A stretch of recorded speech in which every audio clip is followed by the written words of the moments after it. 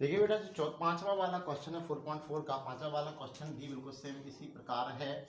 इसने आपको बोला है कि क्या परिमाप 40 मीटर तथा क्षेत्रफल 400 मीटर स्क्वायर के एक पार का लगाना संभव है, यदि है तो इसकी लंबाई और चौड़ाई ज्ञात करें।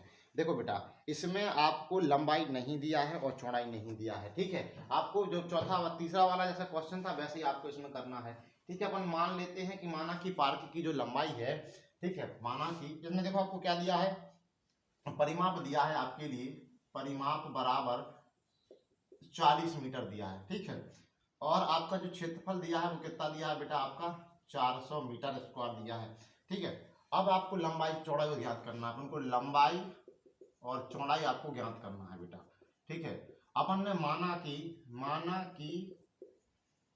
लंबाई बराबर अपन ने x मान ली, तो क्या जब लंबाई x आ गई है तो इसके परिमाप में से लंबाई घटा देंगे तो बेटा आपकी क्या निकल जाएगी, चौड़ाई, ठीक है। तो चौड़ाई बराबर क्या आ जाएगी बेटा, चौड़ाई बराबर हो जाएगी 40 माइनस के x, ठीक है। और आपको क्षेत्रफल कितना दे रखा है बेटा, इसने आपको क्षेत्रफल दिया है बेटा, क्षेत्रफल बराबर आपको 400 मीटर स्क्वायर दिया है।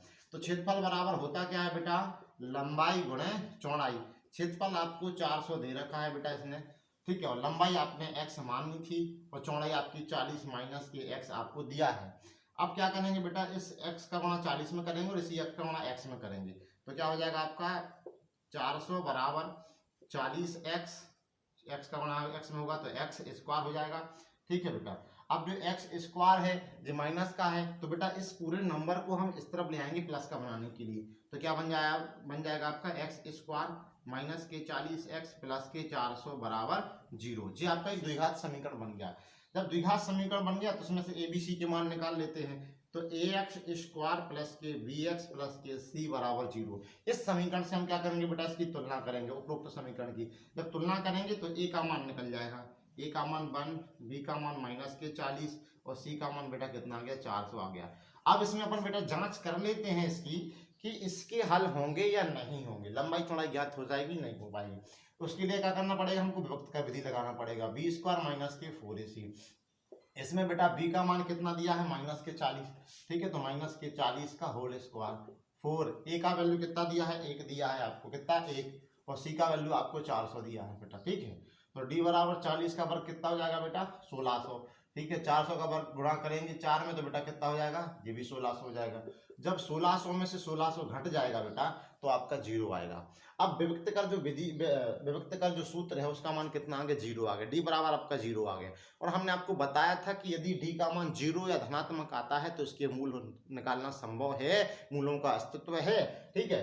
तो अब इसके मूलों का अस्तित्व निकाल सकते हैं। कैसे निकालेंगे, वो द्विघाती समीकरण लगा बेटा, क्या होता है, माइनस के b plus minus under root में b स्क्वायर माइनस के 4ac अपॉन 2a, ठीक है बेटा। अब b का वैल्यू आपको कितना दिया है, b का वैल्यू माइनस के 40 दिया है, तो उधर प्लस का 40 हो जाएगा, प्लस माइनस अंडर रूट में 40 का whole square 1 into 400 upon 2 into 1, जो हो जाएगा 40 प्लस माइनस अंडर रूट में जो हो जाएगा 1600 बेटा, और ये भी 1600 हो जाएगा आपका, ठीक है, बटे 2।